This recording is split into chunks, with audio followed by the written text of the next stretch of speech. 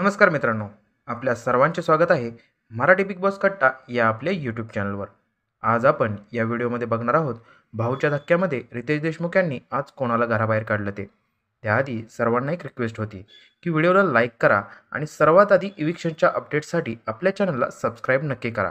कारण दर वेळेसप्रमाणे यावेळीसुद्धा 100% confirm इविक्शनचे update तुमच्यापर्यंत घेऊन आलो आहे. चला तर मग व्हिडिओला सुरुवात करूया. कोण इविक्ट झालं हे बघण्याआधी आपण या आठवड्यातील सोशल मीडिया वोटिंग ट्रेंड बघूया.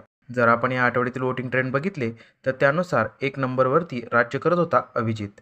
त्याने जवळपास 45% वोट घेऊन सर्वांना खूप मागे टाकले होते. त्यानंतर 2 नंबरवरती होती आर्या.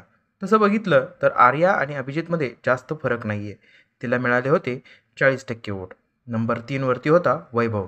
त्याचा निगेटिव्ह गेम बघून त्याला लोकांनी कमी वोट केलेले आपल्याला पाहायला मिळते.